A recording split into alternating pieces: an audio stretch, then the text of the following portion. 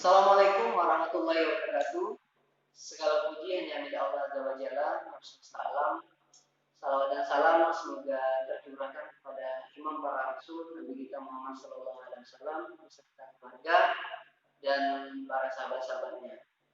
Yang sama-sama kami hormati Bapak Profesor Dr. Budir Yaman Kiram dan Bapak Profesor Dr. Syuti Syarah SIKO selaku promotor.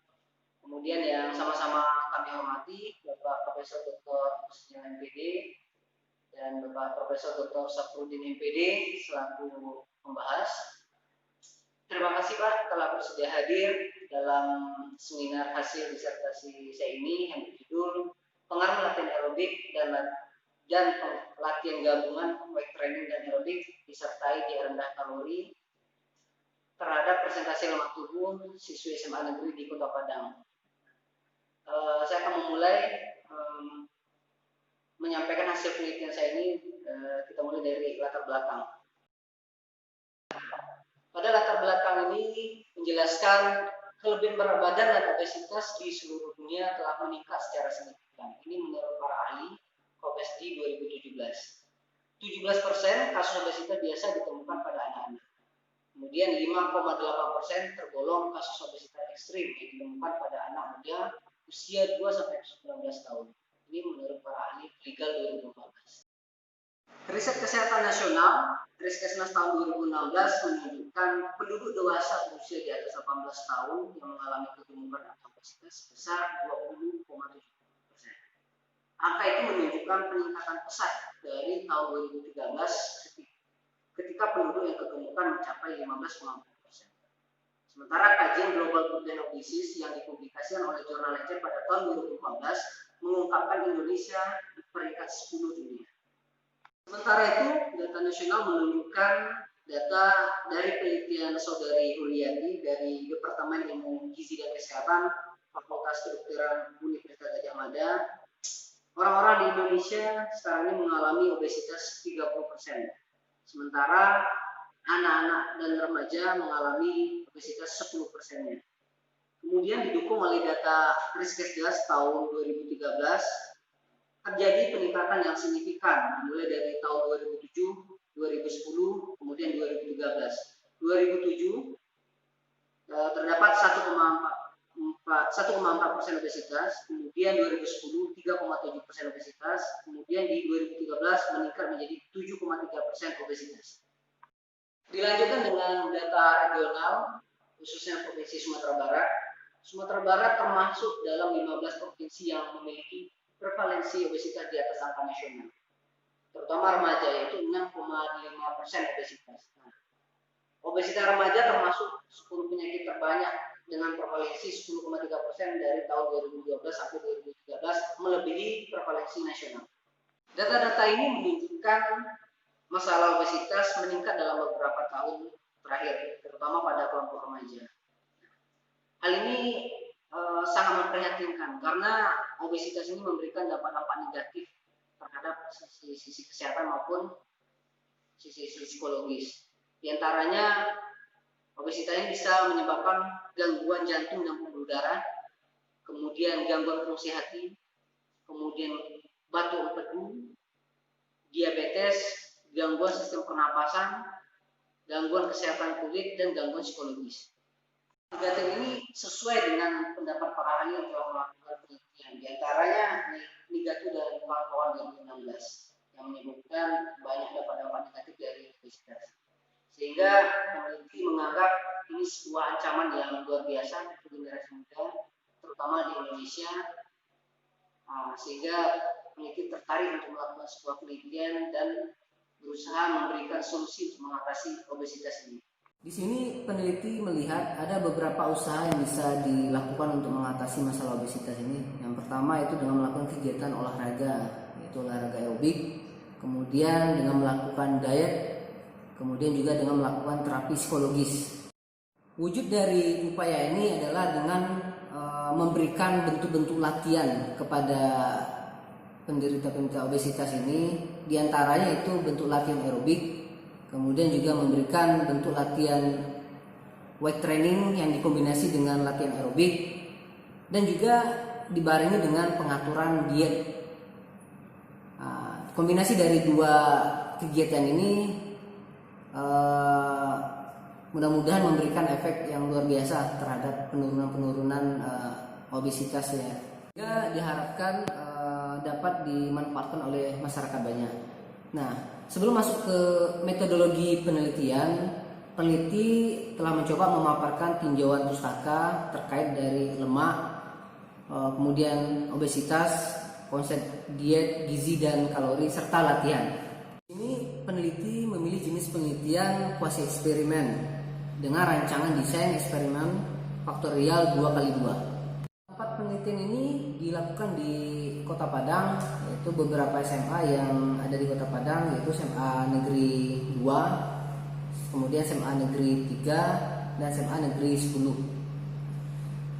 Populasi dalam penelitian ini berdasarkan pembicaraan dan perizinan dari pihak kepala sekolah ya. Populasi itu dilakukan pendekatan oleh guru Pencasorkes ya. Setelah dilakukan pendekatan secara personal, terlacaklah ada sekitar 45 orang dari ketiga sekolah tersebut.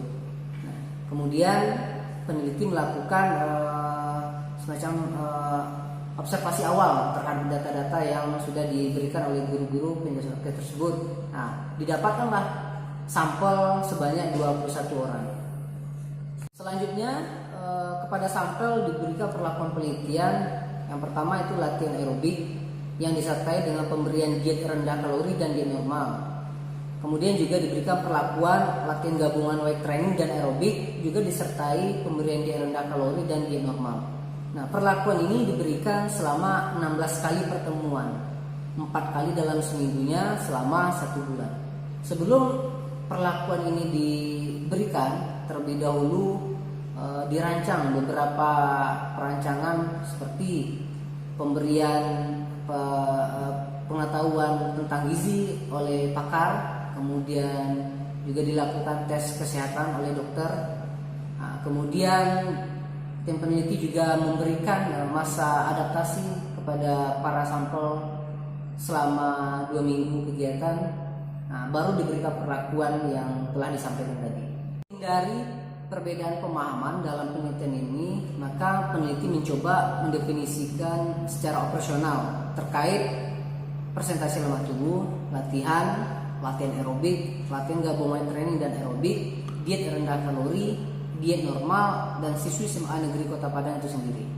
Instrumen yang digunakan dalam penelitian ini dalam upaya untuk mengumpulkan data yaitu menggunakan alat yang bernama Biometrical Impedance Analysis atau BIA, semacam timbangan digital otomatis yang telah dirancang khusus memang untuk melacak ya, presentasi lemak tubuh, kemudian jaringan otot, juga komposisi tubuh. Teknik pengumpulan data dalam penelitian ini itu ada 2 tahap. Yang pertama kita melakukan pretest terhadap sampel, kemudian diberikan perlakuan seperti yang sudah disampaikan tadi.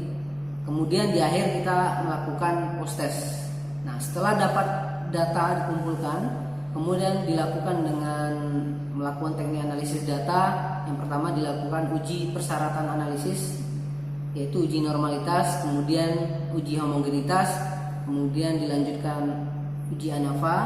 Nah, jika terdapat interaksi antara latihan dan diet, maka dilanjutkan dengan uji Tukey. Lakukan penelitian, kemudian didapatkan data-data yang dibutuhkan, dilanjutkan dengan melakukan uji persyaratan analisis. Di antaranya itu yang pertama uji normalitas dengan menggunakan uji Kolmogorov dan uji Sapir-Wheel. Nah, berdasarkan hasil analisis data uji normalitas ini, maka didapatkan hasil semua kelompok data pada penelitian ini diambil dari populasi yang berdistribusi normal, sehingga bisa digunakan untuk pengujian hipotesis penelitian. Selanjutnya dilakukan uji homogenitas dengan menggunakan uji Bartlett. Nah, setelah dilakukan analisis data menggunakan uji Bartlett ini, maka didapatkan hasil dari keempat kelompok data presentasi lemak tubuh siswi ini dinyatakan homogen. Dilanjutkan dengan uji hipotesis dengan menggunakan ANAVA 2 jalur Setelah dilakukan analisis data, maka didapatkan hasil yang pertama, terdapat perbedaan yang signifikan antara kelompok yang diberi latihan aerobik dengan kelompok yang diberi latihan gabungan weight training dan aerobik. Kemudian yang kedua, terdapat perbedaan yang signifikan dari penurunan presentasi lemak antara kelompok yang diberi diet rendah kalori dengan kelompok yang diberi diet normal. Kemudian yang ketiga, terdapatnya interaksi antara latihan dengan diet. Nah, hal ini bisa kita lihat dari gambar berikut. Karena adanya interaksi antara latihan dengan diet, maka kita lanjutkan dengan menggunakan uji Take. Nah, setelah dilakukan analisis, maka didapatkan hasil yang pertama, perbedaan interaksi antara A2B1 dengan A1B1 dinyatakan tidak signifikan. Kemudian yang kedua, perbedaan interaksi antara A1B2 dengan A2B2 dinyatakan signifikan. Yang ketiga, didapat hasil perbedaan interaksi antara A1B1 dengan A1B2 dinyatakan signifikan. Yang keempat, perbedaan interaksi antara A2B2 dengan A2B1 dinyatakan tidak signifikan. Berdasarkan hasil pemaparan penelitian di atas, maka disimpulkan yang pertama, terdapat perbedaan signifikan antara penurunan persentase lemak tubuh siswi antara kelompok yang diberi latihan aerobik dengan kelompok yang diberi latihan gabungan weight training dan aerobik. Yang kedua, terdapat perbedaan signifikan antara penurunan persentase lemak tubuh siswi antara kelompok yang diberi diet rendah kalori dengan kelompok yang diberi diet normal. Yang ketiga, terdapat interaksi antara latihan dengan diet terhadap penurunan persentase lemak tubuh. Yang keempat, tidak terdapat perbedaan yang signifikan antara penurunan persentase lemak tubuh siswi pada latihan gabungan weight training dan aerobik pada kelompok diet rendah kalori dengan penurunan persentase lemak tubuh siswi pada latihan aerobik pada kelompok diet rendah kalori. Yang kelima, latihan gabungan weight training dan aerobik pada kelompok diet normal lebih efektif digunakan untuk menurunkan lemak tubuh daripada latihan aerobik pada kelompok diet normal. Yang keenam, latihan aerobik pada kelompok diet rendah kalori lebih efektif digunakan untuk menurunkan lemak tubuh daripada latihan aerobik pada kelompok diet normal. Yang ketujuh, tidak terdapat perbedaan yang signifikan antara penurunan persentase lemak tubuh siswi pada latihan gabungan weight training dan aerobik pada kelompok diet normal dengan penurunan persentase lemak tubuh siswi pada latihan gabungan weight training dan aerobik pada kelompok diet rendah kalori. Itulah yang bisa saya sampaikan hasil dari penelitian disertasi ini. Mohon maaf kalau ada yang tidak pada tempatnya. Saya sudahi dengan wabillahi taufiq wal hidayah. Wassalamualaikum warahmatullahi wabarakatuh.